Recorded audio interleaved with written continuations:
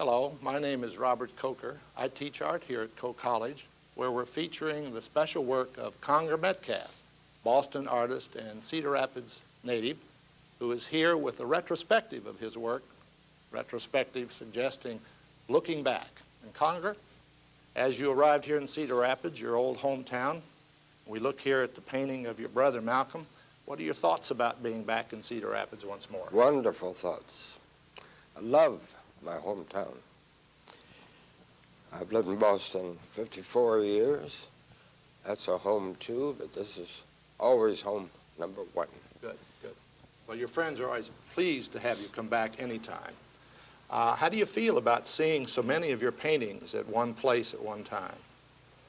Well, it's unnerving, and it's a teaching experience. Good. I don't think there's one here that I wouldn't like to take out of the frame and redo. And redo. Yeah. Well, why don't you tell us a little bit about Malcolm? This is one of the earliest paintings in the exhibition. Yes, my first painting. First painting. How old were you when you did that? Possibly 16. I see. Malcolm, 2 years younger. My favorite brother. Right. Out of 5 or 4 brothers. And he was playing in the front yard, and for some reason I thought I'd like to try my hands at oils. I had enough mother wit to go to Mother to ask him to come in. He wouldn't have done it for me. And I knew nothing about painting, nothing. And I was just naive enough to put him in our little music room where the grand piano was, a bay window, 2 windows. I put him right in the middle, and I didn't know that it'd be rather complicated with light from both sides, Right. hitting all the front planes, the darks. So I started, and it turned out to look like him. I couldn't have been more surprised. Well, it's a very professional-looking painting for someone with no training and only 16 years old. Do you remember when you started making art? Oh, they tell me. When I couldn't walk, go to church, sit on Mother's lap, and I'd grab a hymnal. I was always drawing. Yeah, right. Always drawing. Sure. No. Well, that sounds like you were still under teenage, right? Guess so. Elementary school. Well, that's interesting. Yeah. Let's move over here for a minute and see if there's any of these you'd like to. I'm very fond of this drawing, and I think it's kind of unique. Eggs on Matisse, I believe you called it, or something like that. Forms on Matisse, eggs on Matisse. Right. Why don't you talk Well, about the only great teacher I had, Marvin Cohn, was the most supportive, most wonderful teacher. He's a wonderful man. And you know his gentle nature. Right. Carl Zerba was the teacher at the museum school, anything but gentle. All those dear girls that came from Orange, New Jersey and elsewhere, brought their teddy bears looking for a husband, I see. diddling and doodling in class. He'd send them home dissolved in tears. I see. He was pretty rough with me. He's a German painter, was he? Oh, yes. Prussian. Prussian, I see. Okay. And he'd look me right in the eye and say, "You're talented. You're the most talented student I have, but you'll never amount to anything." He said, "You're lazy. You have no business sense." Oh, my. Well, I don't think I'm lazy. I certainly have no business sense.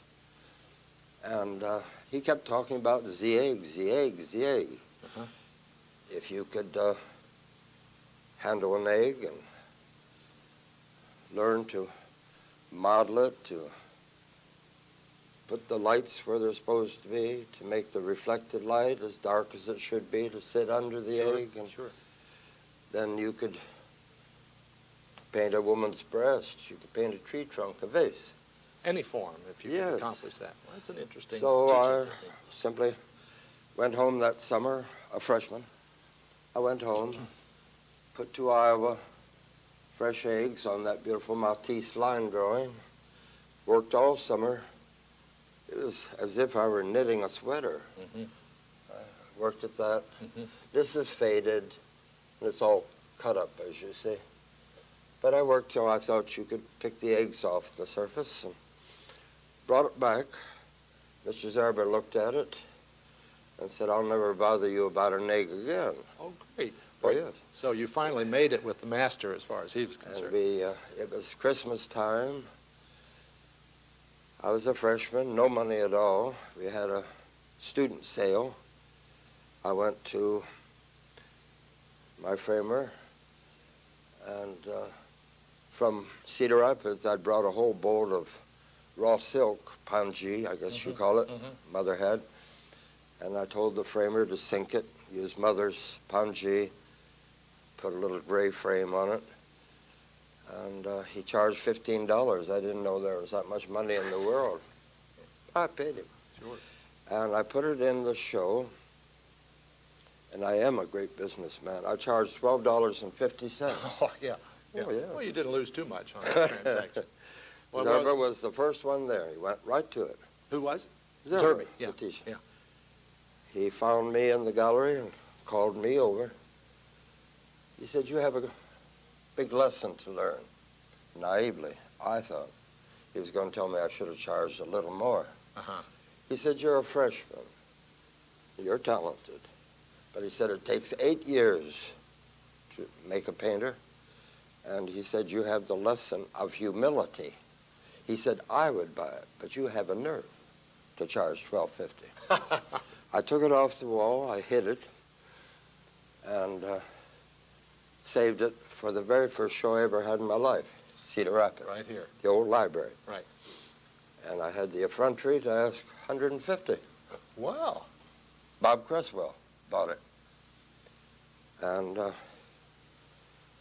I that's the noticed story now of it that belongs to Coe College. Did Cresswell's give it to us, do you think? Or No, the Cresswells loaned it 3 times. I see. A retrospective at MIT. Right. I went at Boston University where I was teaching. Right. And then Brockton Art Museum. And they shipped it back to the Cresswells in just a little cardboard box. No Excelsior, no tape my. on the glass.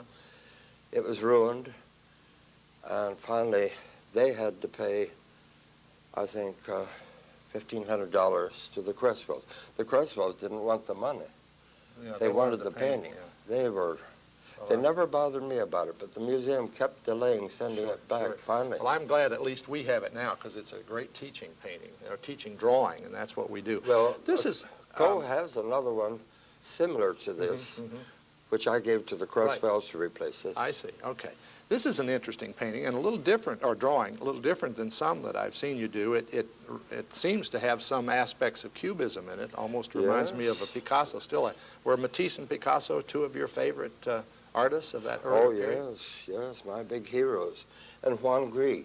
Juan Gris, sure, the Spanish painter. And from the very first, I did things like this. I never showed them because I thought people Well, they were like kind of them. a surprise to me. I've seen your work through the years and know some of the more recent paintings, but I was very surprised by that one and some of the others, which we'll see later. It could be late 17th century. Right. I get these antique papers in Florence from old book dealers. Sure. And it's very quiet. Yeah. It's a beautiful old drawing, though. Yeah. Wonderful form. Framed from Italy. Right. Yeah, you do seem to have a penchant for wonderful frames. I have a fetish. Why don't we frames. walk down and look at Queenie, and we can talk about that, and that frame's kind of interesting, too. In the exhibition, this painting, which I think you call Queenie, seems very special. What can you tell us about it? It's special to me. The year I graduated from the museum school, I was hired to teach painting and drawing. I don't know why. I still didn't know anything about painting. And Russell Smith, the director, came to me and said, Conger, we're having an alumni show at the Boston Museum, and you're now an alumnus. We'd like to represent you. I said, I have no painting, Mr. Smith. Well, he gave me a little private studio. I chose my favorite model, Queenie. And Mr. Zerba, again, Mr. Zerba, very kind. He came in and taught me how things about underpainting. This is all done in black and white. Right. And then he taught me how to glaze. Mm-hmm. It's in frightful condition, as you can see here. Probably my fault, not Mr. Zerba's, because he was a physicist before he was a painter. Mm-hmm.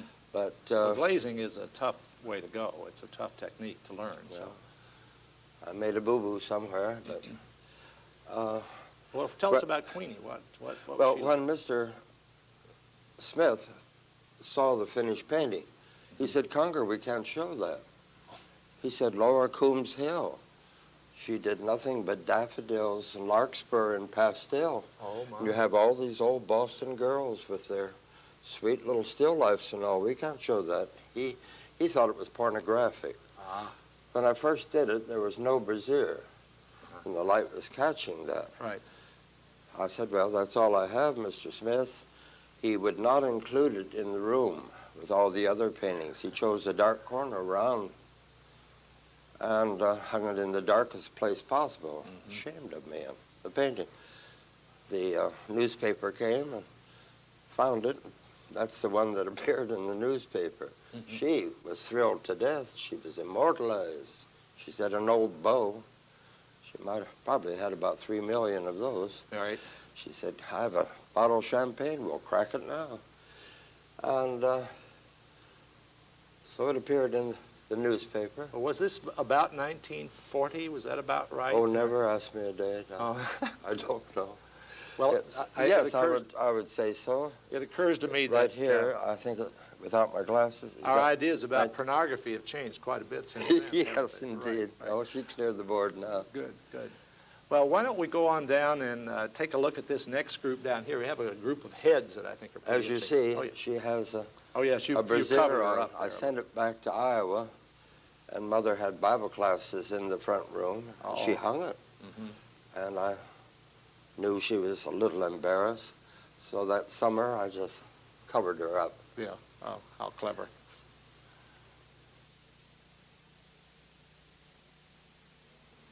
In my opinion, Conger, you're a master at drawing heads of people. All those years of teaching anatomy, maybe, these are two beautiful little drawings here. Well, they're classic examples of everything I tell my students not to do. Oh, really? What do you Oh, mean? absolutely. What do you mean? Well, look at this. This is done while I was a freshman at the museum school. And the head is turning. We have a classic three-quarter view. I'm showing much too much here. I see. The spacing between the nose and eyes, identical. That only occurs from a front view. I see. Parallel points in the head. If you're looking down the model, you treat them like you would a box, have perspective involved. Here, the eyes are doing this, the nose is doing this, the mouth is doing something else. There's not enough skull, and this would be an excellent one to teach from. Well, I have a feeling that only a master teacher of anatomy would be quite that critical. Everybody else seems to be pretty pleased with it. Well, the museums, it's always fascinated me. The museums are full of anatomical impossibilities. Oh, yes. And yet the drawing, the painting sings, you know? Sure, oh, I understand. Yeah. Yeah. Van Gogh was a terrible draftsman when it came to heads, but some of the works are wonderful. Up here, for example, the septum, the philtrum, you draw together like ham and eggs. There's no chance here or there ever meeting. The mouth is over here. I played cards with this lady.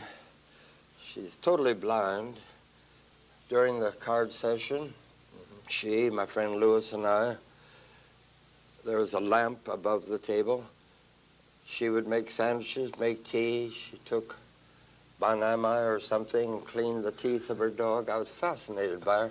And she always had a half smile. And suddenly I realized most blind people do. They don't know when someone's looking at them. Sure. But I was enthralled by her hair and then the deep Rembrandt-esque pools of shadow. And this was a wedding gift to Margaret Brown, the most wonderful dealer anyone could ever have. She didn't know much about art, but she had an eye that would knock you dead. You could line up 50 paintings by unknowns, and she picked the winner every time. Oh, my. She died at 37 of cancer. She was a painter's dream of an agent. She worked for the painter, and she would stop a telephone conversation to get a check off to a painter. Sure. And Ed Driscoll was our best art critic in Boston. He and Liz got married, and she said, "You do the painting, I'll pay for the frame." And this, Amy Pleadwell, my 90-year-old next-door neighbor, she brought it back from Paris. So Liz paid $35 for the frame, and I did this. I see. On the back, it's inscribed. Well, you've always been very fond of elaborate frames, like this one, for example. and Simple some of the frames, others. elaborate frames. I have a fetish about frames. Well, a lot of those, didn't you say that you discovered on your many trips to Florence? Oh, yes.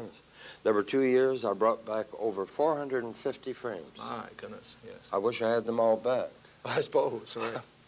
They're all gone. And you've made a lot of trips to Florence, as I recall. 20. 20 times. I'd like to go once more before I conk out, but Sure. Oh, well, I lost my feet. that'll happen. You I'm can't sure. go to a town like Florence if you can't walk. You can't That's true. go around in a wheelchair or a cab. Yeah.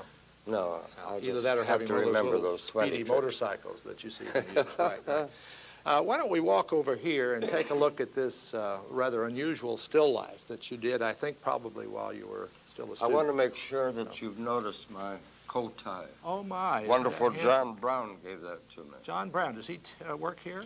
He's new on the campus. I see. He's wonderful. Best thing that ever hit coat. Why don't we call him president then? Oh, yeah, that's it. Okay. No, that's only right. Conger, this painting has an unusual title, quite different from the others, Numbers 23:23. What does that refer to? Well, Tom, there are 2 areas that you excel in where I sorely lack.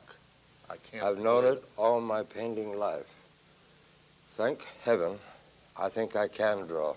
That sounds very immodest, doesn't it? No, it isn't. No, it's true. And technically, I think I can do pretty well.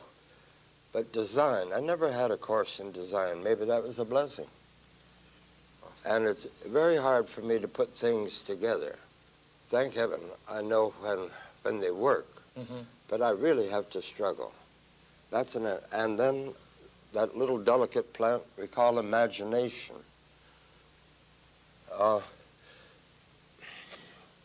I seem to lack in that. But every dog has his day.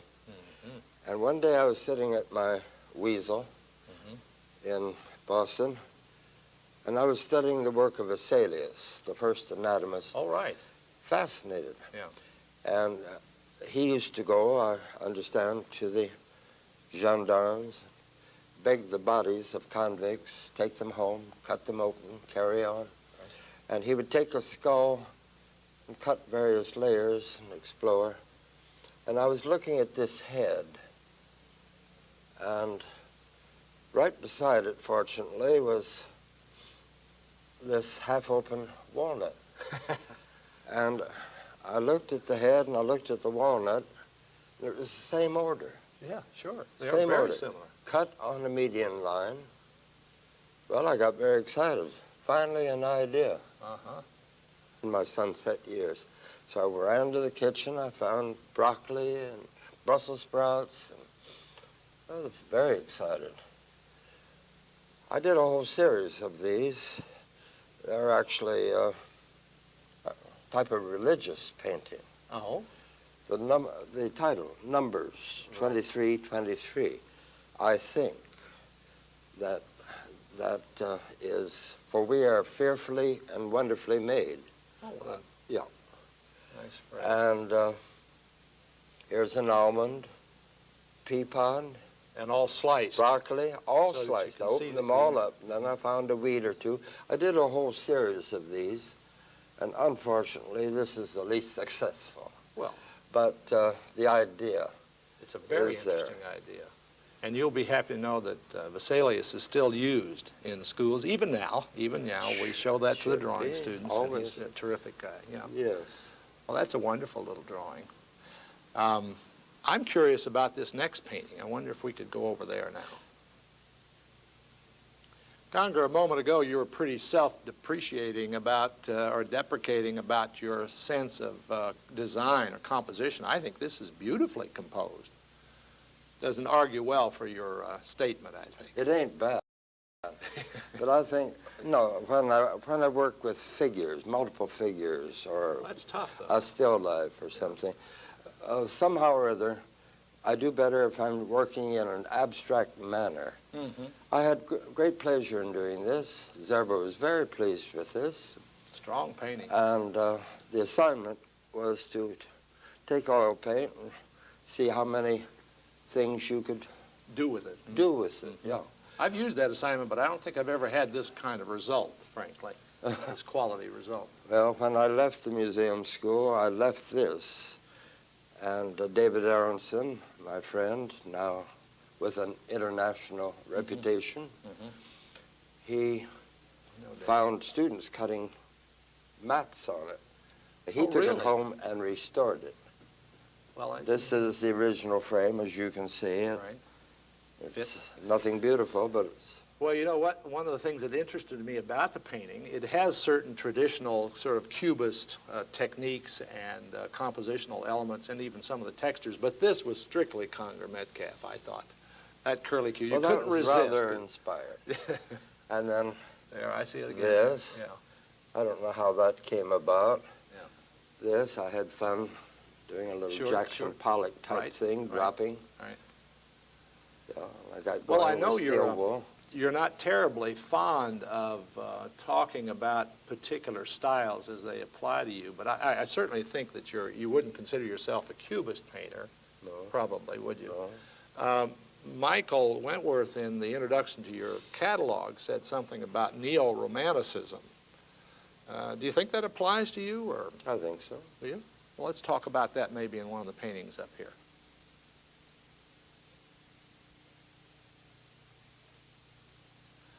I think I recognize where this small work comes from. It looks like a familiar place. It is to you and to me. It's my little front room in Boston. Mhm. Little French fireplace I put in. And a mirror I brought back from Florence. This lamp came from Florence. The panels, the chair came from Munich. Sounds almost like a museum. Well, it's not full of costly things now. Through the years, you know, you need money and you sell them and off they go. I bet some of those smaller items in there have appeared in some of the still lifes too, haven't they? Yes. Yeah. Oh, yes. You know, the color strikes me as being a little different here. It's a little more, well, it's a lighter, in a lighter vein than some of the others. Yes, you did. this is quite done. pastel, but the basic colors that I live with that I use in my paintings. Sure, sure. Apricot colors, the greens, Right, soft. ivory. This little thing is mounted on 18th century silk. I should have called that homage à Juan Gris. Oh, yeah. It's based on one of his. One Gris painting. It's yeah. quite different. I turned it into a musical thing because I'm a frustrated musician. But I think this form here came from Juan Gris, and this, That bottom part I've seen before, right? yes, that's Juan Gris. Right. Well, now, you actually majored in music here, didn't you, rather than, Yes, I than got a visual music arts? degree. And I think Grace Schwab, wasn't she your professor here? Was it Grace? One of the greatest teachers I ever had in that's any subject whatsoever. Really? Absolutely. Wonderful. Yeah. And, And how, well, how the did- greatest teachers I ever had were all at Coe College. Well, that's all of wonderful to hear. We hope that continues, but we can't promise now. I'll Let say me it ask again you and this, again. though. How did you manage to get from a degree in music to the visual arts? Well, Miss Schwab felt that music was my forte. She thought that's where I had the gift. my whole family had beautiful God-given voices. I certainly didn't. Oh. And, but I loved the piano. To me, it was like talking. I loved it. And I had simple aims. I didn't want to be a concert pianist. I wanted to be an accompanist. I see. Well, that's tough. And I did a lot of accompanying while I was a student at Cole. Mm-hmm. But I couldn't sight read. Oh. I couldn't sight read a 4-part hymn easily. Well, you certainly can't be an accompanist if you aren't a born sight reader. So I just dried my tears and turned to painting. In retrospect, I see now I should have been a plumber like my father. I could pay you all the money I owe you. I'd be very rich. Oh, that's wonderful. Let's go on and look at this next one. Okay. I like the use of collage here very much. And collage fascinates me. Oh, yes, me too. And tell us something about, like, that's a particularly interesting one there. It looks like a banknote or something. I don't know where I came up with that little thing, but it's a ticket to a French museum. Oh, I see. Well, isn't that wonderful? Quite different from Admit One. And this is Italian. Mm-hmm. This is Italian. And what else is... Oh, this is Italian from an old book, embossed, gold-leafed paper. And then the rest of it, I guess, is my hand. It's also, again, a strong design and a little bit reminiscent of maybe some of the Cubist thing. They like that orange, that oval format. Oh, I'm fascinated by the oval. Yeah, and this is a beautiful old French mat. Right. And this was a challenge. Oh, I'll bet it was, sure. So I had great pleasure in doing this. So seldom do I have any pleasure painting. Oh, I'm getting more critical as years go on. Good. I'm certainly anxious to talk about the next one. Why don't we go down there now? In this work, do I detect a slight resemblance to someone? This is a self-portrait. Yes. And sometimes when I am forced to look at this, I start to smile. I recall little Dickie Howlett. I taught for 11 long years at Dexter School, fancy boys' private school. Oh, yes, I've heard John of F. Kennedy's first alma mater. Right. Little Dickie Howlett was not an aggressive child, and he's crazy about Uncle Meddy. He called me Meddy. I'd line them up for lunch, try to keep them from tearing one another apart. Dickie would fight to be in the front because he knew he'd sit by me and knew he didn't have to eat spinach. And one day he was looking me up and down, and finally he said, very politely, he said, "Mr. Meddy, I like everything you have on except your nose." I said, "Thank you, Dickie. What's wrong with the nose?" He said, "Well, it looks like an old squash." He said, "What are those holes in your face?" I said, "I put old letters in my laundry in there." Satisfied him in the first grade. Sure. Then he'd sit at lunch and he'd stroke my hand and look up at me with those big blue eyes. He'd say, "Mr. Meddy, I just love you, but you are so ugly." And I'd say, "Thank you, Dickie." Thank you. You know, but the fun was all over in the second grade because some adults spoiled it. They said, "You shouldn't say things like that." Anyway, at least the eyes are cloaked. But the full decay and horror is there in this area. There's that squash nose. This is a sort of mildly symbolic, almost a religious painting. The idea was that God showers so many blessings on us all, the bad, the good alike, and we don't see them, or we don't thank him, we're not aware of them. We just come to him and ask. Ask for more. Ask for more. I see. So it's a simple idea. Well, it's a beautiful painting, and it also, I think, illustrates that very special technique that you use that very few artists have been willing to challenge, and that's the work on clay-coated paper. Clay-coated paper graphite with thin oil, and then soft graphite. And I've never liked painting on canvas. I never liked, for some reason, the give of the canvas. If I use canvas, I have many times, I would always mount it so I could scrub and carry on.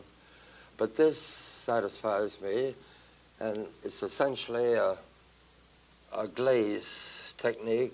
You know, you put a warm Wash. and you put a blue over a warm tone, and the two come through. Yep. It's very tricky. I've shown this technique to students. I've demonstrated. I've shared the technique with painter friends, and no one wants to tangle. Well, I would guess that with clay surface on there that you aren't able to make many changes. No. That once you put the glaze down, it's going to sit there. It's going to stay there. If be you use a absorbed. color like Prussian blue, it like eats this. in. Yeah. Yeah, and that's it. One of the That's it. things that I really like about it is how deep the graphite colors are. Graphite tends to be fairly silvery, as you know, and doesn't have this real rich black look to it, but these certainly do. Do you think that's because of the combination with the oil, or is it maybe just Yes, the oil, a deep wash, and to get a tone this dark, I have to go over and over and over, build Right. it up, and then Right. eat into it. And I use one pencil, ebony pencil. all right? That Works is a very- perfectly. I very- hope they always make it. Well, it's a beautiful drawing, and I think it really illustrates that technique wonderfully. Kind of big, ain't it? It's a good size. Shall we move on?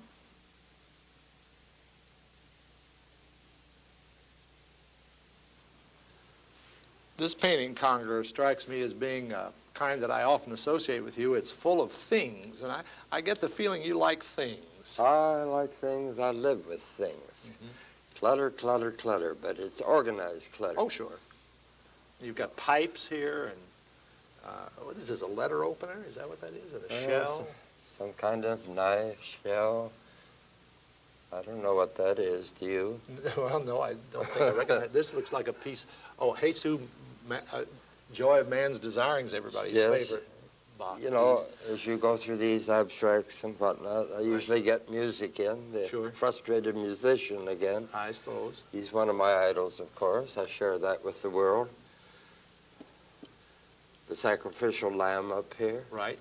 And pinned on the wall, collage style. It's not a true collage because you painted to a it. cross, but that one. that's Yeah. right. Yeah. But he Would- was a deeply religious man. Sure. That's a At beautiful the top piece. of every manuscript he wrote, to the glory of God. And this is under something I've never approved of. It's under non-glare I glass, noticed that, but yeah. it seems to It work. works okay, but it's a little less. It did not have a glass. It didn't need glass.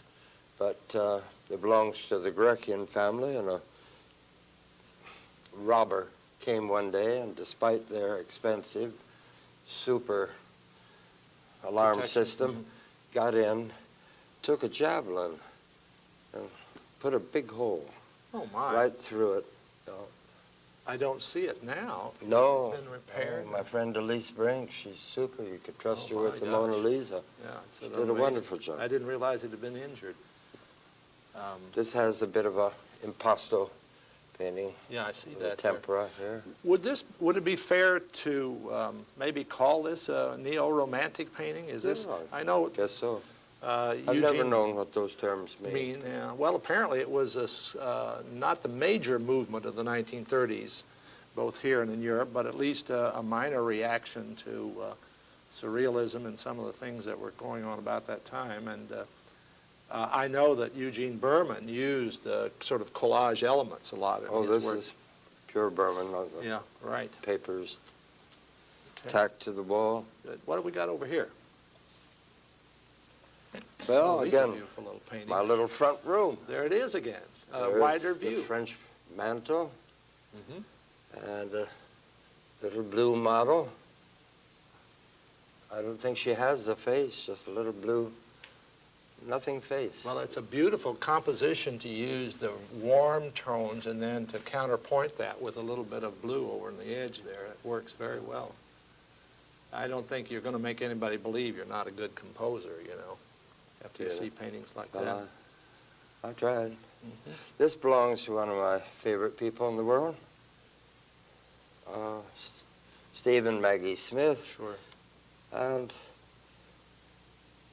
Well, I agree. That's not put together badly. No, that's wonderfully organized. That's, And even though it is an interior view, it has the qualities of one of those Cubist-type still life, very complex movements back into space that are really interesting. this old engraving for a cabinet maker, you know, there's no seat here, it's just the frame. All right, right. And this was open, but I put a piece of 18th, 17th century paper here to fill that in. Now, I know you spent a little time in Mexico after you left school in Boston and met Robert Motherwell down there, who became very famous as an abstract expressionist.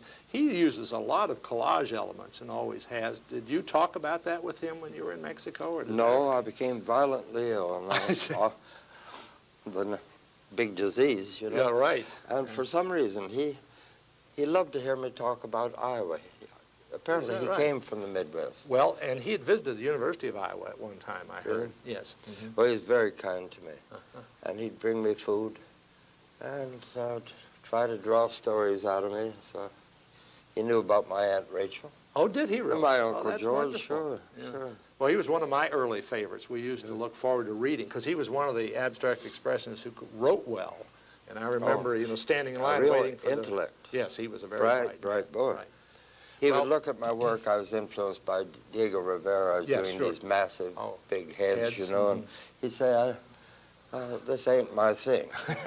But he said, I envy you your drawing ability. He said, I couldn't draw a thimble. Oh, really? Well, he didn't have to. No, I guess not, no. Well, let's go on down and look at this large painting. I think this is the largest painting in the collection. Conger, this is not only the largest work in the exhibition, but also shows a group of fairly small children, and I notice you've had a special fondness for children. How did that come about? Well, I'm sometimes very grateful that I don't own any children. I love children, but I look at my friends in Boston and the mess they have. Yeah. And these three models here, I taught at Dexter School. Oh, did you? So they're And not the Italian boys after all? No, Uh-huh. no. This is little Dickie Howlett that told me. Oh, yeah, I remember Dickie from a He liked me, but I was very ugly. Yeah. And I doubt if I'd ever do another painting this large. Well, didn't you find some children in Florence or Oh, maybe it was yes, Naples? I don't recall, but you'd said something once. Naples, Florence, then little country towns. And I'd make quick drawings, you know. And the idea here came from Siena.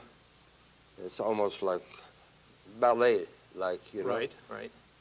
Nothing much to do, just kind of milling around. Now, they don't look like Dexter boys in the traditional uniforms, I don't suppose. No. It's a very strong painting. I did that in my Charles Street studio, very low ceilings.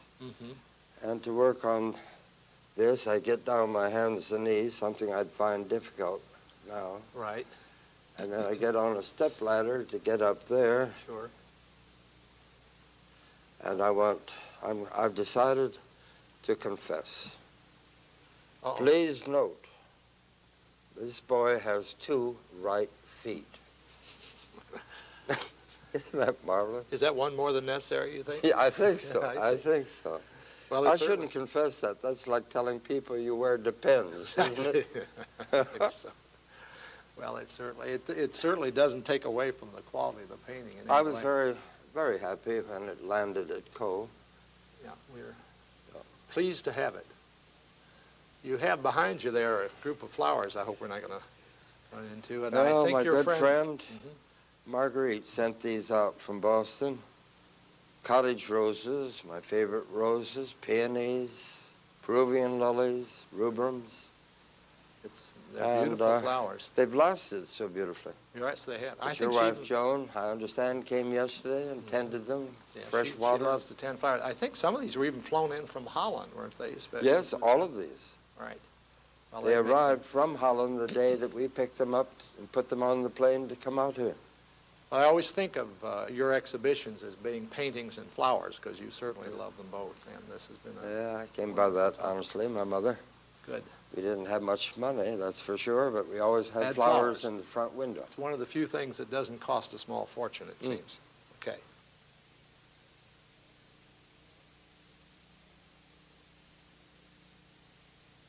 Perhaps it might be of mild interest how this came about technically.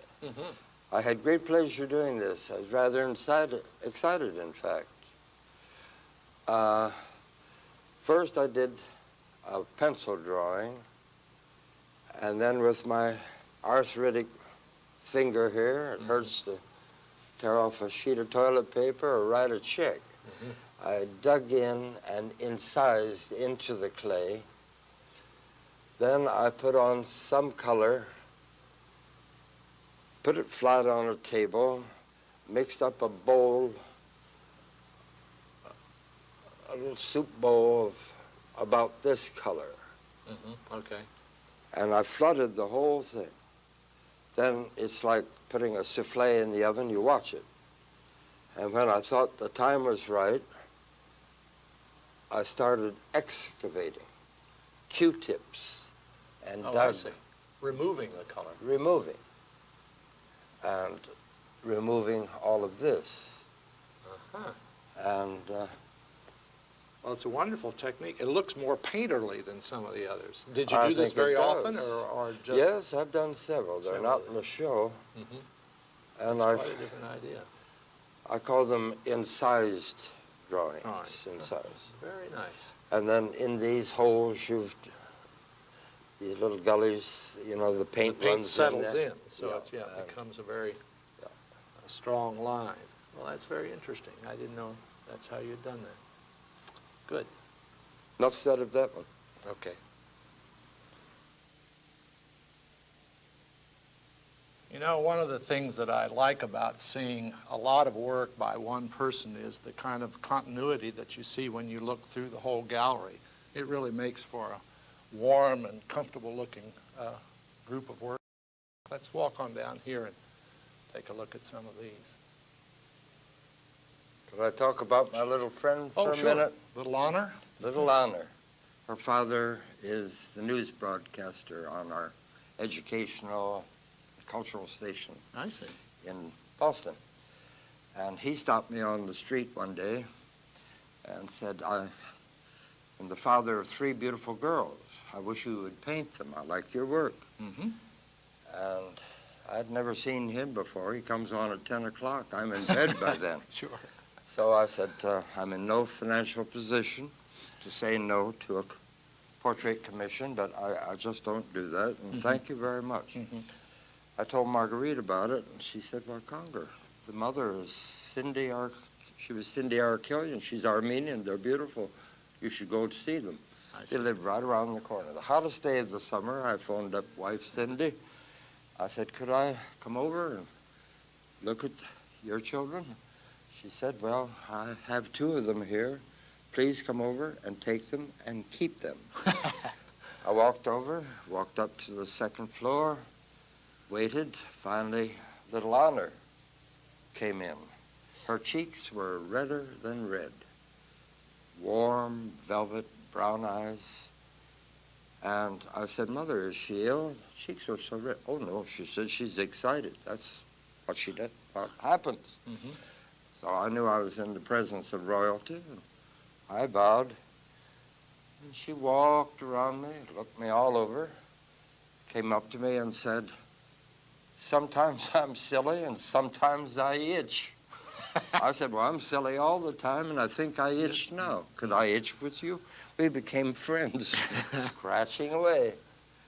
Then her sister, Amy, came in, the next one in line. I'd never seen a sexy 8-year-old before. Veronica Lake hair, a blonde, gray-blue eyes, regal stature. She walked around. I bowed again. She came up to me, pointed to this one. She said, is she not a pest? Is she not a pest? Right. Oh, yeah. Well, I did them both. Surely that hat wasn't Was that part of her costume when she came in, or did Oh, you? no. Oh, yeah. No, You did this that. is sort of Angora, I guess you call it, hat I'd bought Marguerite, and she loved it, wore it in the winter. She put, I took the two of them to my studio. I said, Right. Cindy, I'll take both. And as we left, she said, please, not too much C-A-N-D-Y. Got to the studio, I suddenly remembered I had a big basket of candy for young fry on my desk. Right. I said, girls, wait for me here. Just a minute. Walked in, turned on the lights, covered the candy. This one walked in, went right to the candy, uncovered it, got it all. She had more wiles than Cleopatra or Helen of Troy. She sounds very interesting. You know, one of the things that makes me feel so proud about this show, although I didn't have anything to do with painting it, was that a number of these now are in our permanent collection here I'm at Coe. delighted. And we exhibit them, as you know, regularly in our new remodeled library, the Sinclair very Memorial courteous, Library. And we like to point out that we have probably the greatest hours of any museum in the place, because it opens at 7 in the morning and closes sometime around midnight, so they can see your works almost any time. I'm particularly fond of these two. This Still Life with Pompeian Red is just a gorgeous painting, and it seems to me, again, to have that almost Rococo feeling that you get in some of your works. Are you fond of the French Rococo period, particularly? Very. Very. Well, do you agree with me that And that has that Baroque, quality? yeah. And Baroque, Yes. right? Well, this painting, too, Mm-hmm. the same technique used on the other one we discussed, I think, called Summer Peaches. Right. And Where I you incised here, dug in, put on these blue Wash. things into the drawing, then mixed up this tomato soup color, right? put And it on, flooded the whole let thing. it dry, and then That's a beautiful way. lifted it out. You get wonderful depth of lights and darks and values in that technique. It seems And to me. this It's is the certainly same clear. thing. I really struggled with this. I enjoyed struggling, but I worked, reworked. And here are my heroes again. This is Matisse, Matisse, Right. that's Matisse, Mr. Picasso. Right. Well, we use this one as a teaching drawing all the time. Take the students over there and remark about the quality of line, because that's one of the things that I think is very special with your work. You have this wonderful, almost calligraphic quality that you use, and the incision makes it work, it seems to me, technically. It's a beautiful drawing, beautiful drawing. Yeah. What do we call this one? Incised drawing. How clever it Incised is. drawing, Yeah. yes. Okay. You only see part of a figure, but that's Mr. Brock. Ah, yes. Another friend yes, of another mine. good. And then Cubist this painter. is Old Man Meddy here, these, Mhm. this. Wonderful. I want us to go over and look at the painting that became the poster for this exhibition, if we Yes. could do that next. It seems important, Conger, to mention that this exhibition includes about 50 years of your work, not that that's the total, but covers about that period, and that it will be in the Coe Galleries here in the Sinclair Auditorium until June 30th, and then we'll take the show and return it to some of the donors who were kind enough, like the Whipples, to give this painting to Coe, which also acts as as you know, as the poster painting. Yes. So we'll have those posters available throughout the length of the show, and also some of your catalogs if people are interested. I think it's a beautiful little painting. I'm so delighted the Whipples decided to let us be the curator the of it. wonderful for a while. Whipples. Yeah, it is. It's got some of those wonderful things that you have in your house in there again, I see. Now, let me ask you about this figure. Is this actually a figurine, or did you just draw the figure? No, this, I have a wooden carved, 18th century little figure, and she had a banjo type thing that you could take in or out of her. Sure. So I turned her, I made another person out of her. And of course, I love getting the music in.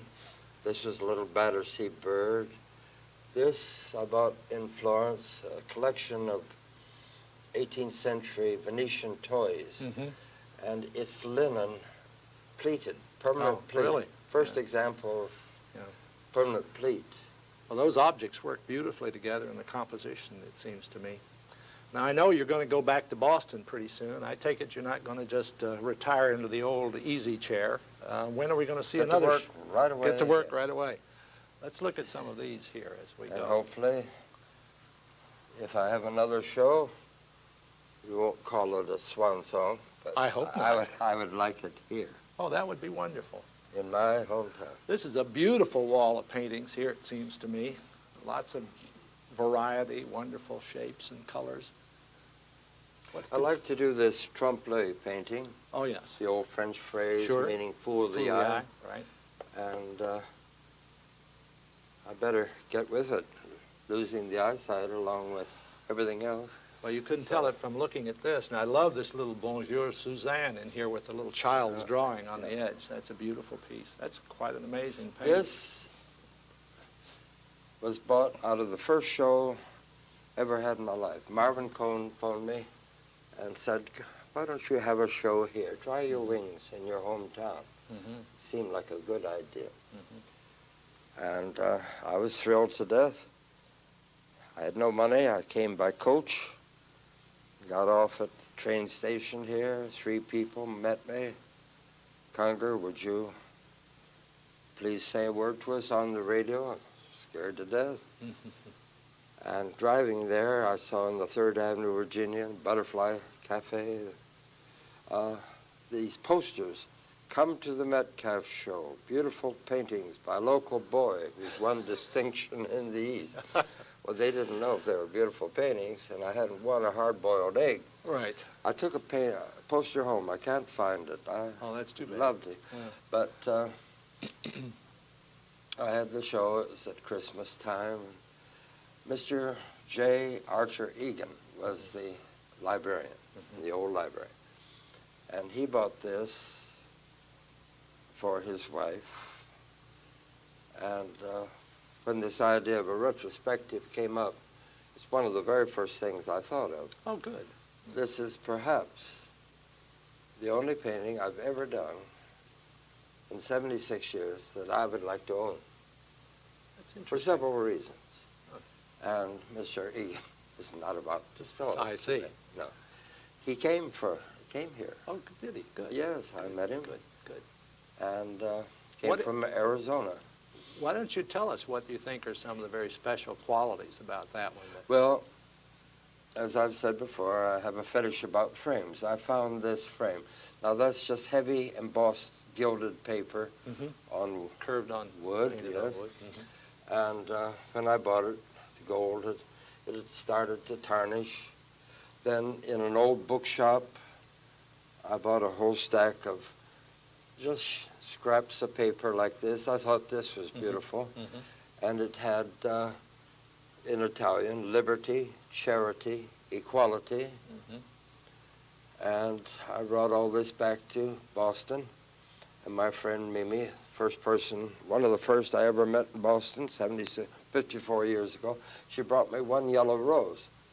When it started to fade, I took it out, dried it, and it turned into this copper color. One day on my long work table, this piece of paper landed near this. So I put the frame over it, then I looked at Mimi's rose, I put that on top, it cast a shadow, and voila, There a was. painting. Yeah. Yeah, because this is tarnished and gone, that's going gone, and these principles here, equality, charity, about to disappear in Sure. most That's true. areas. That's true. So I can see why you'd be very fond of that painting. I don't know whether your friend there will ever make that possible for you to own. No. But I've just heard recently from your other friend, Marguerite Garikian, that this wonderful little trompe-l'oeil painting here may come to Coe College soon, and I'm delighted to hear that, if true. I'm sure it will. Yeah, it's a beautiful little painting. Which delights me. Yeah, it's... And, well, I got to dig in for Coe. I was delighted to see Mr. Egan. He's in better shape than I. well, that's wonderful that he was here. And met you had his quite a spiffy few- new wife. And I said I'd be very happy if I can't own it. If I owned it, I would give it to Coe. And That's nice. I would be very pleased if you leave it to Coe. We will see. We'll see. Well, We'll see. thank you very much for sharing all these ideas with us. It's going to be wonderful to be able to recall this in years to come. Thanks so much.